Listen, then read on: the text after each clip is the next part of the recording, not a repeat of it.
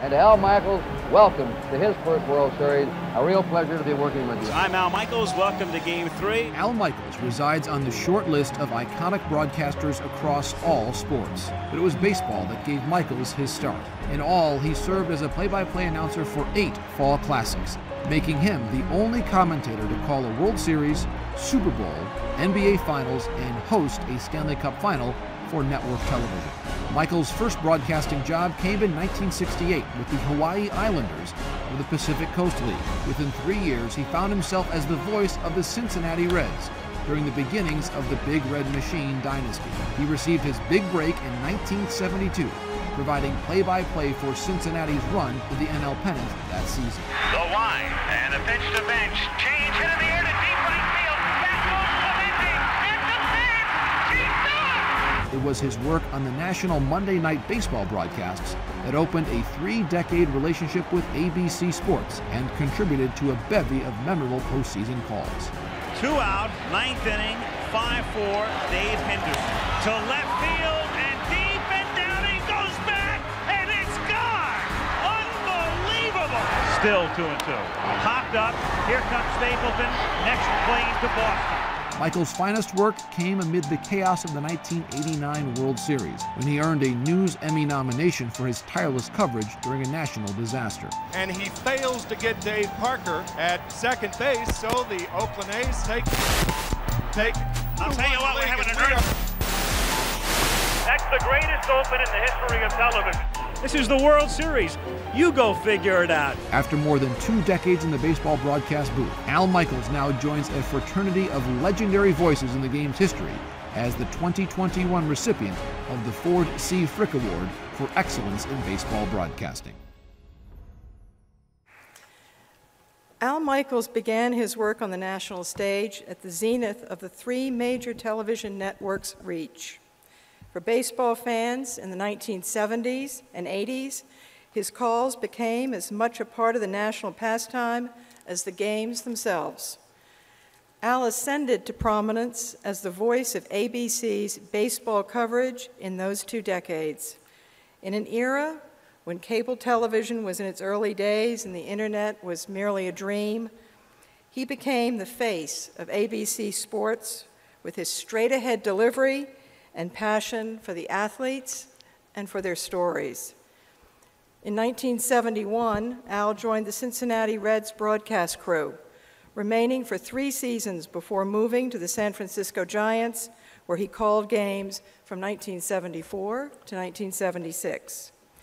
He was hired by ABC Sports in 1976, working the National League Championship Series, and then taking a full-time post with ABC in 1977. From there, Al quickly established himself as a versatile voice, capable of outstanding work while overseeing most any field of play, but it was baseball where his voice resounded the best. With ABC and NBC sharing the Major League Baseball television contract, Al called World Series and All-Star games during the decade of the 80s. Ladies and gentlemen, Al Michaels. Jane, thank you. Great work by the staff. Do you have any idea a kid who grows up with a head of hair that looks like a Brillo pad, what it cost me to straighten that hair in the 1972 World Series? I was in that chair for about an hour and a half. I can only think that I got lucky enough to grow up with a rabbit's foot in my pocket. I was one of those kids who grew up in Brooklyn, in Flatbush, and my father and I could walk to Ebbets Field. And my dad was a tremendous sports fan, was my best friend. And we walked to Ebbets Field. I was probably 5 or 6, went to a Dodger-Cardinal game on a Saturday afternoon. And I remember walking in. It's the first thing I remember in life. And I walked in, and the grass was so green, and the signage on the walls so spectacular. I saw Jackie Robinson at second base. As Vin Scully would say, the Dodger uniforms were wedding cake white. And I remember thinking, I want to be here every day. How great would it be to be here every single day? And we sat in the second deck behind the open broadcast booth, which was manned in those years by Red Barber, a man by the name of Connie Desmond, who was a pretty good announcer in his own right, really good, and a young guy named Vince Scully. So as a child, I heard Vinny, and I heard Vinny all 67 years. And he was as big an influence on my career as anybody. So as a kid in Brooklyn, of course I am distraught in 1958 when the Dodgers are going to move to Los Angeles. So what happens? My father comes home one night and says he got transferred in his work. We're moving to Los Angeles. So out we go. I didn't miss a beat. I've got my Dodgers. I've got Duke Snider. I've got Gil Hodges. I've got Sandy Koufax ready to ascend, Don Drysdale, the whole thing. And I knew I wanted to become a sportscaster, in particular baseball, build it around baseball. So my dad and I looked for colleges that had, at that time, radio stations where kids could get experience broadcasting the college games. Now every school has it. Then very few schools had it. So we looked at USC, which had one, but I wanted to go away to school. So we looked at Arizona State. And I went down there and met with the counselor when I was a senior in high school. Yeah, you know, come down, maybe you'll get a chance to do some games. I enrolled there in 1962, and I'm standing in a long line, a long registration line, talking to the guy in front of me. We talked for half an hour. He's there on a baseball scholarship. He was from Ohio. I tell him what my dream is. He tells me what his dream is. It was Sal Bando, who would go on to have a pretty good career. The next year, along comes Rick Monday, who would wind up being the #1 pick in the first amateur draft. And then the following year, a fellow I think you may have heard of, Reggie Jackson, shows up at school. So I've got these guys. I've got Bobby Winkles, who was the coach. There are no managers in college. There are coaches, and then Bobby would go on to manage the Angels and the A's. So that was the formative years for me, getting to do 200 baseball games on a campus station that could not be heard outside of maybe a 50-foot radius of the boiler room in a women's dorm. But there I was doing these games, and it provided for me a reel-to-reel tape, which I was able to send to a number of teams, minors, and majors around the country when I got out of Arizona State. Didn't get very many responses. One great response I got, and I wrote to a lot of announcers too, was by Ernie Harwell, who I now join in this pantheon of broadcasters. And he was very encouraging and wrote a long handwritten letter. I'll never forget that as long as I live, and obviously got to know Ernie before he passed. But I went over to Hawaii because my father-in-law had a business in Hawaii. And he said, come on over here, I know some people, there's a team over here. So I get on the plane, I go over to Hawaii, and I wind up getting introduced to a man by the name of Jack Quinn, who was running the Hawaii Islanders of the Pacific Coast League at that time. In '68, they were the AAA affiliate of the Chicago White Sox. And go into his office, and his father had been the general manager of the Braves, both in Boston and in Milwaukee and Philadelphia, and his brother, Bob Quinn, longtime baseball executive, longtime general manager. So Jack Quinn is the man who wished me luck as I left the meeting. He has a couple of guys that are announcing the game, but we will stay in touch. Fine. On the eve of the season, his primary play-by-play man is in the reserves, and his unit gets called up, and I get a call. Can you come over here and do a few games? I don't know how many. I don't know when this guy is going to come back. I don't know how often he can be here. Of course, I was on the next plane. Scared to death. I'm going to Hawaii. I'm going to announce some baseball games. I'm going to get paid for it. And I remember thinking on that plane, just sound like Vin. just emulate Vinny when you get on the air. So I go over there, wind up on the air in '68, '69, and '70. In '69 and '70, we become the Angels Farm Club. The manager is Chuck Tanner. The farm director for the Angels is Roland Heeman. And I got to meet so many players who would get to the majors as I would in the 70s. Our big rival was the Spokane Indians, and they were the Dodgers' top farm club. And in 1970, they had Steve Garvey, Bill Buckner, Bill Russell, Davey Lopes, Bobby Valentine, and managed by Tommy Lasorda, Hall of Famer Tommy Lasorda. Lasorda takes credit for discovering me. Tommy loved to tell the story. I wasn't going to stop him. There was a little bit of embellishment.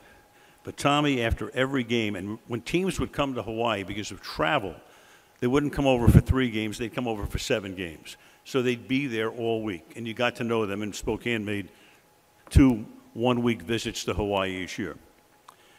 So Lasorda says after every game, he would call Al Campanis, who was then the Dodgers general manager, report in.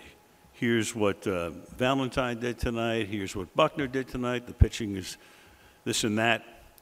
After about the 6th game of that series, he says to Campanis, hey, Al, I know you've got Vinny, and Vinny's great, and he's going to be there for a long time, but there's a kid over here by the name of Al Michaels, and he's doing the games on radio, and just, you know, you might want to just file it away. This kid is really good. So Campanis goes on with the conversation, and then as Tommy puts it, Campanis says, hey, Tommy, this kid you're talking about, this Michaels kid, how do you know he's any good?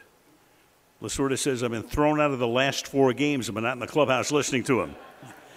Now, the embellishment was he was only thrown out of 3 out of 4. He gets thrown out in the 3rd inning one night. The next night, he takes the lineup card out, and he's so flipped off, he gets thrown out before the game.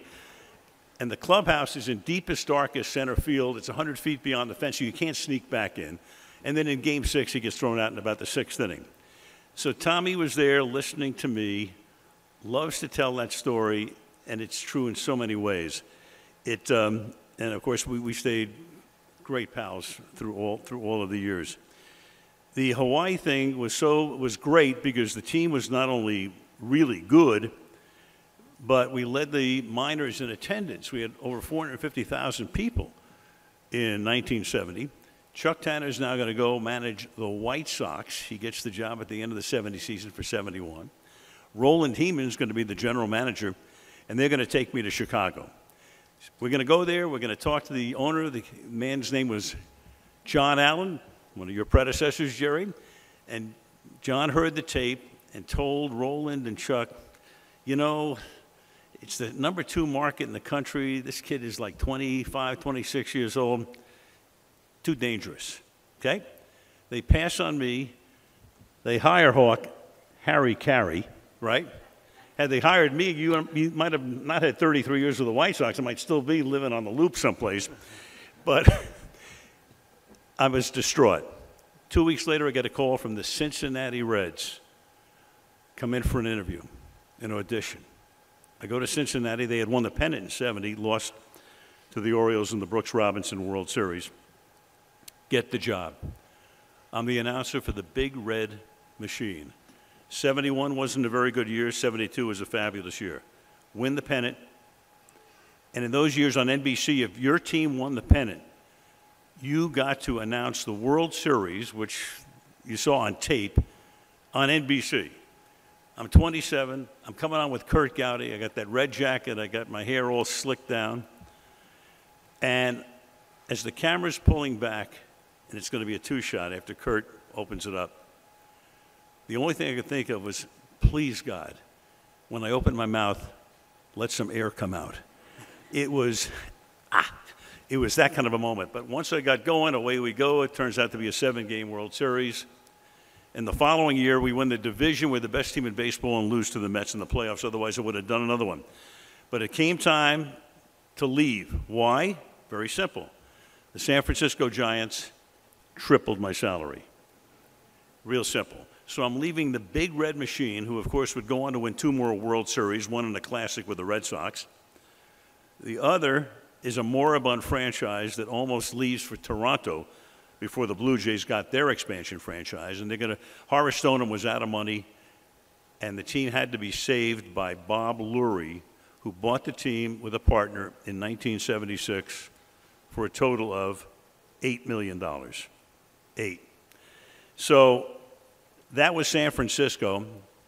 The 3 years there, it was fun. I mean, Candlestick Park was like doing games in a mausoleum. We'd play San Diego on like a Thursday night in August. The hot dog wrappers are blowing all over the place. A couple of thousand people are there. They handed me a card one night with the attendance. I said, tonight's crowd is, why don't I just tell you who's here? Mr. and Mrs. Jim McAlpine is down here. They've come from Milpitas, and Harvey Falukian is here from San Jose, and the dog is in the car, but they left the windows open.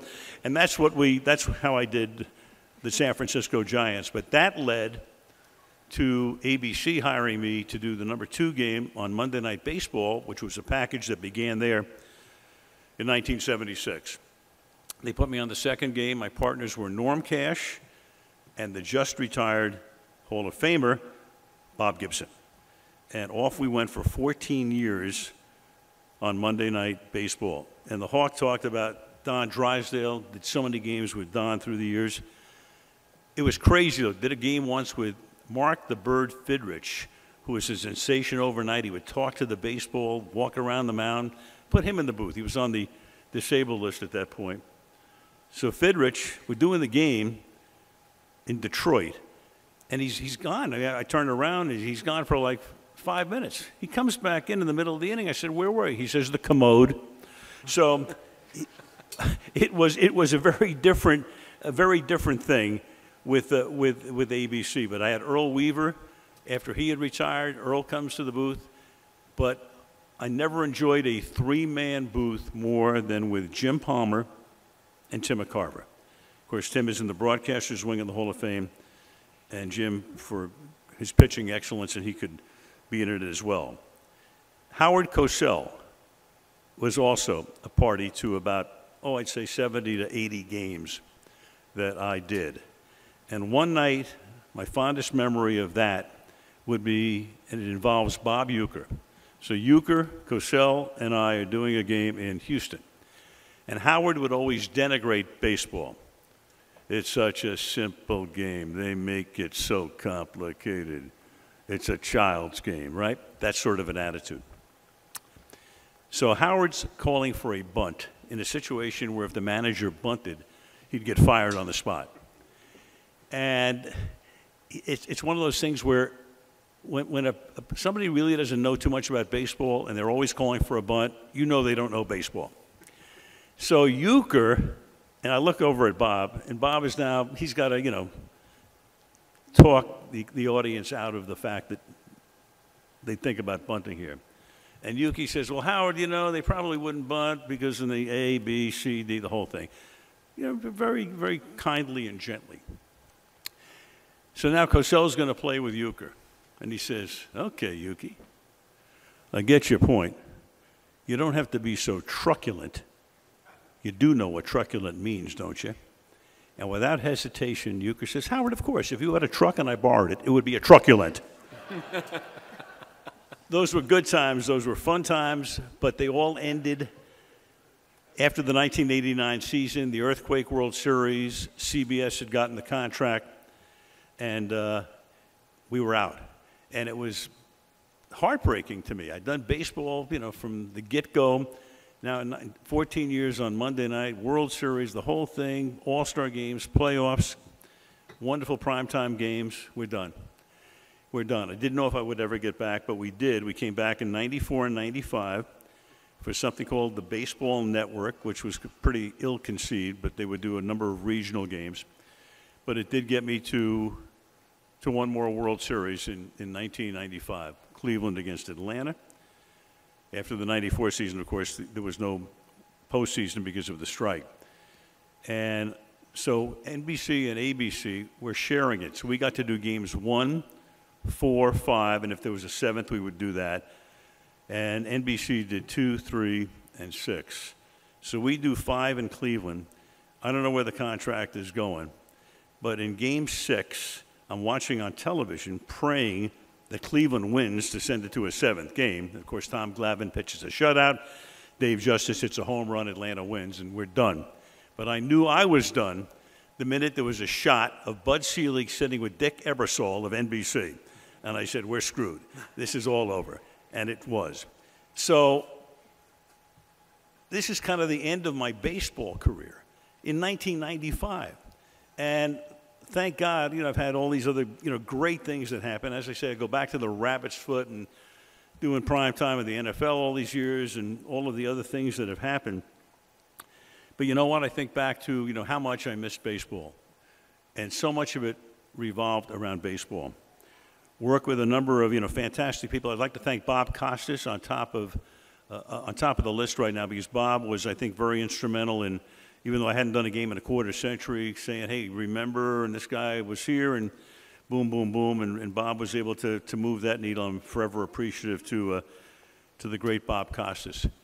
A lot of the things that I said through the years that people went, wow, that's great, well, fantastic information and all of that. There was a guy who was talking in my ear a lot of the time, and his name is Steve Hurt. And Steve is here. And Steve and I worked together on 3 sports for 30 years. Never met a more competent, complete man in my life. If Steve would tell me something, you could go to the bank. Go to the bank. I don't want to say Steve never made a mistake in 30 years, but Steve never made a mistake. Thank you, Steve. Most important, and finally, this doesn't happen without a family. And in the 10th grade, when I moved to Los Angeles, meet a girl, we're friends. Yeah, we stayed friends for about 4 more years, and then the friendship sort of evolved into something a little bit more than a friendship. And I was going to Arizona State, and she was going to school in Los Angeles. But when I would come into town, I would say, hey, you want to go to a baseball game, a hockey game, something, whatever the sport was. And on a number of occasions, I would take her to Dodger Stadium, which had just recently opened up. And the Dodgers and the Angels were sharing Dodger Stadium between 1962 and 1965. So we would go into the upper deck, way down the left field line. Couldn't do it at a Dodger game. They were sold out almost every night. But for the Angels, we were there a lot. And I would take that tape recorder and I would practice doing baseball in the upper deck at Dodger Stadium, and she sat with me. Well, we then proceed to the point where I have to go to her father and ask for her hand. And he wasn't a very big sports fan, but he said, how do you intend to support my daughter? So I'd like to be a sportscaster. His idea of a sportscaster was the guy who said, thank you for coming and drive carefully on your way home tonight. Good night. I said, no, that's not quite what it is. But he turned out to be my biggest booster and biggest fan. And all I can tell you is that when you do this for a living and you're on the road a lot and you raise 2 children, Stephen and Jennifer, who I just adore, couldn't love them anymore, but 93% of it was Linda Michaels, and I'll take the other 7%. Would you stand up? Linda Michaels, the love of my life.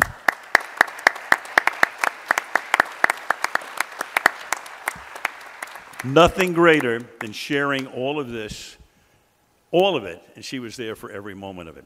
Anyway, just in closing, somebody said to me recently, people knew me from a hockey game, from primetime football in the NFL for years, and from a slow-speed Bronco chase in 1994 when I actually did narrate Al Cowling's driving O.J. Simpson up the freeway. So if that's my calling card, so be it. But none of this would have happened without my first love, baseball. So for somebody who hadn't done a game in a quarter of a century, getting into Cooperstown, it's really cool. Thank you.